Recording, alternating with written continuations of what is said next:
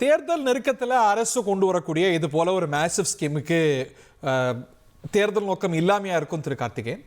ஒரு அரசு கொண்டு வரக்கூடிய எல்லா திட்டங்களிலும் அதில் ஒரு அரசியல் கணக்கு கட்டியா நிச்சயம் இருக்கும். அதில் என்ன மாற்று கருத்து இல்லை. ஒவ்வொரு திட்டங்கள் தீட்டுவதும் மக்கள் மத்தியில் இருக்கக்கூடிய தங்களுக்கு இருக்கக்கூடிய அபிமானத்தை பெருக்குவதற்காக கொண்டு வரக்கூடிய திட்டங்கள் தான். அதனால் இந்த திட்டம் கொண்டு வந்ததுனால அந்த திட்டம் கொண்டு வந்ததுனால அதில் ஏதோ ஒரு அரசியல் நோக்கம் இல்லை மக்கள்கிட்ட செல்வாக்கை வென்றெடுக்க நினைக்கல அப்படின்லாம் எதுவுமே கிடையாது.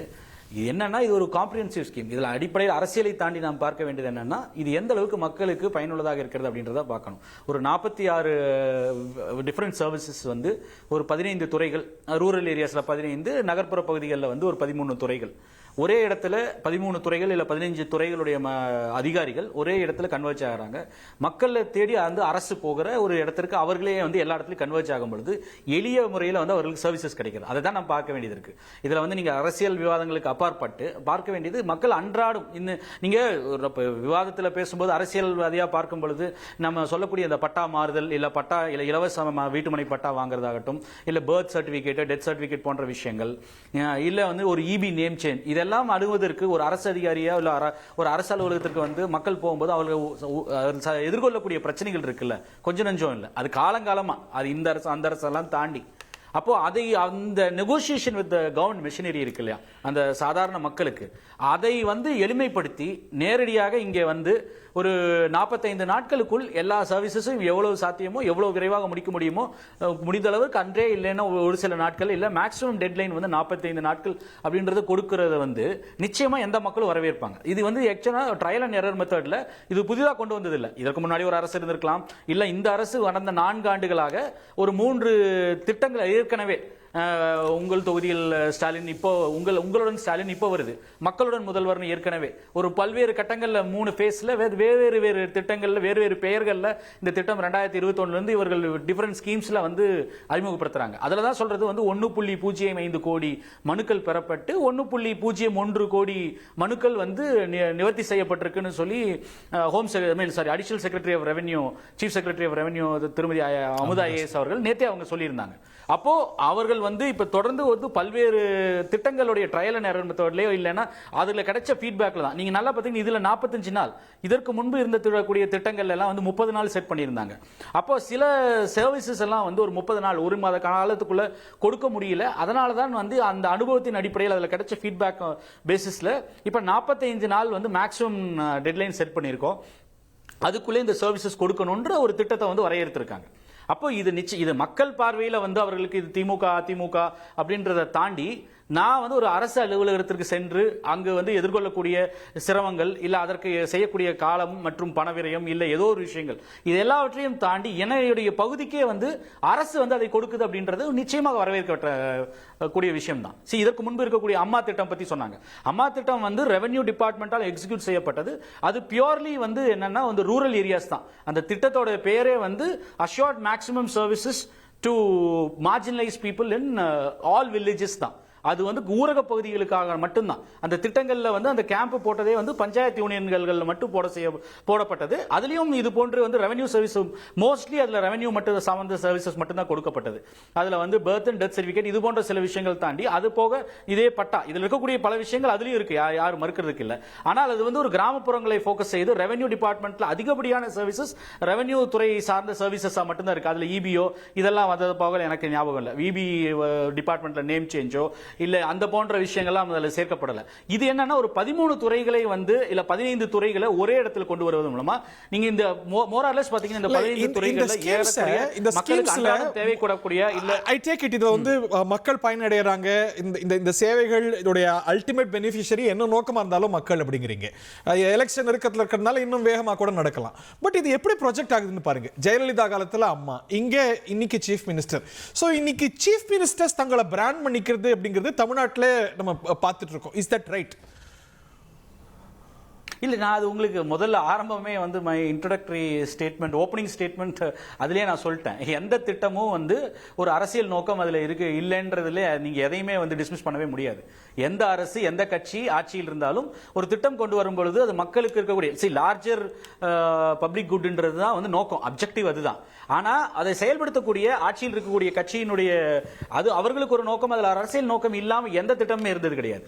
அதுல என்ன நீங்க வந்து அது ஒரு ஒன்றிய அரசு செய்த திட்டமா இருந்தாலும் சரி, ஒரு மாநில அரசு செய்யக்கூடிய திட்டமா இருந்தாலும் சரி, அது என்ன வந்து நீங்க ஒரு அரசியலுக்கு அப்பாற்பட்டு எங்களுக்கு கெட்ட பேர் வேணும்னு சொல்லுவாங்க. எல்லா திட்டத்தையும் கொண்டு வருவது வந்து இதன் மூலமாக பப்ளிக் குட்வில்ல வந்து பெறணும், மீண்டும் ஆட்சிக்கு வரணும்ன்ற எல்லா ஒரு அரசுக்கும் வந்து ஒரு முனைப்பு காட்டுவாங்க. ஒரு அதனுடைய அரசு திட்டத்துல சிஎம் ஒரு பர்சனாலிட்டியா பிராண்ட் பண்ற கல்ச்சர் அதான் அதிமுக ஆட்சியிலையும் பார்த்திருக்கோம், இன்னைக்கும் பார்த்திருக்கோம். அது வந்து சரின்னு நினைக்கிறீங்களா? சரி, நீங்க இந்த லார்ஜர் கான்டெக்ஸ்ட் அது வந்து தவிர்க்கிறது நல்லதுன்னு நான் சொல்லுவேன். ஆனால் வந்து நீங்க இப்போ அதுக்கு எல்லாத்துக்குமே வந்து அந்த ஆக்ரோனிம்க்கு எல்லாமே ஒரு இது இருக்கு.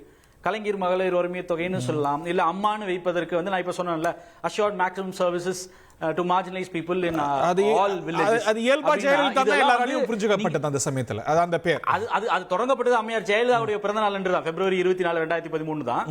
அப்போ அந்த இது எல்லாமே வந்து ஒரு அரசியல் கால்குலேஷனோட தான். நீங்க இதெல்லாம் தவிர்த்துட்டு நீங்க சமகால இந்தியாவில் அரசியலே இயங்காது. அது இங்க மட்டும் இல்ல, எந்த ஸ்டேட் கூட எடுத்துக்கோங்க. எக்ஸெப்ஷன்ஸ் எங்கேயாவது 1-2 இருக்கலாமே ஒழிய எல்லா திட்டத்திலையும் வந்து இப்ப மோடியோட பேர்ல தான் வந்து திட்டங்களே வருது. பேரே மோடியோட திட்டங்கள் தான் வருது. இன்ஃபேக்ட் வந்து ஒன்றிய அரசினுடைய சில நிதிகளை பெறணும்னா வந்து மோடியுடைய படத்தை வந்து நீங்க வைக்கணும் அப்படின்னு சொல்லி கண்டிஷனாவே இம்போஸ் பண்றாங்க இல்லையா? ஓகே, ஏன் இந்த திட்டத்துக்கு ஏத்துக்கிட்டாதான் வந்து உங்களுக்கு சமக்கிர சிக்ஷால திட்டத்துல வந்து நிதி கொடுப்பனே வந்து ஒரு ஒன்றிய அரசு சொல்றதெல்லாம் நம்ம பார்த்துட்டோம். அந்த எல்லைக்கு போனதுக்கு அப்புறம் நீங்க வந்து பேர் வைக்கிறத பத்தி நீங்க பேசிட்டு இருக்கீங்க. நீங்க வந்து அன்கான்ஸ்டிடியூஷனலா வந்து என்னோட பாலிசி அக்செப்ட் பண்ணாதான் ஒன்றிய அரசுல இருந்து உனக்கு கொடுக்க வேண்டிய ரைட்ஃபுல் ஷேர் ஆஃப் ஃபண்ட்ஸே நான் தருவேன்னு ஒரு ஒன்றிய அரசு சொல்லும் பொழுது நீங்க வந்து நம்ம இங்க பேர் வைக்கிறது சின்ன விஷயத்தை பத்தி நம்ம டிபேட் பண்ணிட்டு இருக்கோம். அது நீங்க ஆஃப் கோர்ஸ் இது எல்லாத்தையும் பாலிடிக்ஸ் இருக்கு, அதுல வந்து நோ செகண்ட் தாட். ரைட். ஆனா இது ஒரு நீங்க சொன்னது போல வந்து இப்போ ஒரு எலெக்ஷன்ஸ் அரவுண்ட் ஒரு by the end of the year election fever set ஆயிடும். அப்ப இப்போ இன்னும் தீவிரமாகும். நான் சொல்றது அதனால மக்களுக்கு வந்து எளிய முறையில வந்து ஒரு அவர்கள் சேவை கிடைச்சா இதுல எவ்வளவு பேருக்கு பலன் கிடைக்கும். குறைகள் கூட இருக்கலாம் இந்த திட்டத்துல. ஆனா வந்து அக்ரிகேட்டா பார்க்கும்போது எவ்வளவு பேர் பயன்பெறுவாங்க திரு கல்யாண சுந்தரம், அதை பார்த்து நீங்க மகிழ வேண்டாமா? யாரை கேக்குறீங்க? பேராசிரியர் கல்யாண சுந்தரம். பேராசிரியர் செய்திகள் சொல்ல வந்தேன். ஓகே, முடிச்சிருங்க. நான் என்ன சொல்ல வந்தேன்னா அவரு ப்ரொஃபசர் கோட் தொடருங்க. அதாங்க இப்ப நான் என்ன சொல்ல வந்தேன்னா, அதாவது ஒண்ணு வந்து திமுக ஒரு பெரிய பதட்டத்திலே இருக்கிறது என்பதற்கு ஒரு எடுத்துக்காட்டாகத்தான் அவங்க வந்து தொடர்ச்சியா இப்போ உண்மைக்கு மாறான தகவல்களை மிக தைரியமான தரவுகளாக பதிவு செய்து கொண்டே இருக்கிறார்கள். ஒன்று வந்து மரியாதைக்குரிய சுமன் ஸ்ரீராமன் அவர்கள் குறிப்பிட்டு சொன்னதை போல அம்மா திட்டம் என்பது வெறும் வருமான வரித்துறை மட்டும் பண்ணினதாக, வருவாய்த்துறை மட்டும் பண்ணினதாக இவர் சொல்லிக் கொண்டிருப்பது ஏற்புடையதல்ல. அதை சரியா எடுத்து படிச்சு பார்த்தாங்கன்னா தெரியும். அதுக்குள்ள இப்ப மரியாதைக்குரிய கார்த்திகேயன் சொன்னதை போல பெரும்பாலான திட்டங்கள் இன்றைக்கு இவர்கள் சொல்லியிருக்கிற திட்டங்கள்ல அதில் இருந்தது. ஒரு சிலது இல்லாமல் இருக்கு, அதை சேர்த்திருக்கிறாங்க என்பதில் யாரும் மாறுபட்ட கருத்தை சொல்லுவதில்லை. ஆனால் அவர்கள் ஒரே அடியாக திமுக உண்மையை மறைக்க பார்க்கிறது ஒன்று. இரண்டாவது, 17 லட்சம் மனுக்கள் பெறப்பட்டதை 4 லட்சம் மனுக்கள் பெறப்பட்டதாக சாதாரணமாக சரவணன் அவர்கள் குறிப்பிட்டு விட்டு போனார். அது அப்பட்டமான உண்மைக்கு மாறான ஒரு தகவல். எனவே ஒரு பதட்டம் வந்தவர்கள் இவர்கள் எப்படி வேண்டுமானாலும் தரவுகளை என்ன வேண்டுமானாலும் மக்கள் முன்னாடி வைக்கலாம் நினைக்கிறாங்க. அது ரொம்ப பிழையானது. நீங்க இப்ப கேட்டது பொறுத்த வரைக்கும் ஹரி, மக்களுக்கு நல்லது நடக்குது அப்படிங்கறத யாருமே மறுப்பார் இல்லை. மக்கள் நல்லது நடக்கணும்னு தான் கேட்கிறோம். இந்த 4.5 வருஷமா நடக்கலையேங்கிறதா எங்களுடைய வருத்தம். இந்த திட்டம் தொடங்கப்படுவதில் இருக்கிற பிரதான நோக்கம் என்பது மக்களுக்கு சேவையாற்றுவதா இல்லை இந்த தேர்தலுக்காக பண்ணப்படுகிற வேலையா என்கிற கேள்வி வருகிறது. பிரதான நோக்கம் இதுதான் என்று சொல்லி தேர்தல் நோக்கம் அப்படிங்கும் போது என்னெல்லாம் சந்தேகப்படுறீங்க? அதுல எலாபரேட் பண்ணுங்களேன். அதாவது என்னன்னா, நீங்க கடைசியா ஒரு 6 மாதத்திற்குள்ள இப்படி ஒரு திட்டங்களை போடுவதன் மூலமாக மக்களிடம் வந்து ஒரு மன்னிப்பு கேட்கிற வேலையை மறைமுகமாக செய்கிறார்கள். அதுதான் நடக்குது. மக்களுக்கு இதில் நல்ல நடந்தா மகிழ்ச்சியா. நான் தான் சொல்றேனே, நீங்க ஒரு இதுவும் கூட முதியோர் உதவித்தொகையும் கூட சேர்த்தே கொடுங்கன்னு தான் கேட்கிறேன். நான் என்ன வேண்டாம்னு சொல்றேன், மக்களுக்கு நல்லது நடக்கணும்னு தான் நாங்க விரும்புறோம். ஆனால் இவர்கள் இதை வந்து தேர்தலுக்காக பயன்படுத்துவோம். இன்னொன்னு நான் உங்களுக்கு முதல் சுற்றிலேயே சுட்டிக்காட்டி பேசினேன். இவங்க ஏற்கனவே ஒரு திட்டத்திலே கொண்டு போய் வீடு வீடா ஸ்டிக்கர் ஒட்டிட்டு ஓடிபி வாங்கி உறுப்பினர் சேர்த்தனதுல வந்து அரசினுடைய திட்டங்கள் முழுக்க திமுக கட்சிக்காரர்கள் பயன்படுத்துகிறார்கள், வாக்குக்காக பயன்படுத்துகிற வேலையை செய்கிறாங்க. நீங்க ஓட்டு போடலினா, உங்க வீட்டுல ஸ்டிக்கர் ஒட்டலினா, நீங்க ஓடிபி எங்களுக்கு கொடுக்கலினா, உங்களுக்கு கிடைத்துக் கொண்டிருக்கிற அரசினுடைய இந்த திட்டங்கள் எதுவும் கிடைக்காதுங்கிற மிரட்டலை நேரடியாக கொடுக்கிறார்கள். இது பல காணொலிகள் வந்துச்சு, நம்ம பார்த்ததுல. அப்படி இருக்கிற போது இந்த திட்டத்திற்கு நீங்கள் திமுக காரர்களை நீங்கள் எல்லாம் வாலண்டியர்ஸ் செயல்பட்டு எல்லாத்தையும் கூட்டிட்டு வாங்க, இந்த திட்டம் நடைபெறுகிற இடத்துக்கு கூட்டிட்டு வாங்கன்னு சொல்லுவது தேர்தலுக்கு முன்னால் மக்களை லாவகமாக, அதிலும் குறிப்பாக திமுக காரர்களை இன்னும் கூட கொஞ்சம் நம்பலாமா என்று நினைத்துக் கொண்டிருக்கிற இருக்கிற சாதாரண அடித்தட்டு மக்கள், பாமர மக்களை ரொம்ப வலிய போய் ஏமாற்றுகிற வேலையை இந்த அரசாங்கம் செய்கிறது. அதைத்தான் நாங்க குற்றம் சொல்றோமே ஒழிய இதுல மக்களுக்கு நன்மை கிடைக்கும்னா என்ன? இப்ப மக்களுக்கு நன்மை கிடைக்கும் என்பதால் தான் அம்மா புரட்சி தலைவி அம்மா அவர்கள் இதை கொண்டு வந்தாங்க. ரொம்ப ஒரு சிறிய அதுல நன்மை தான் கிடைச்சது.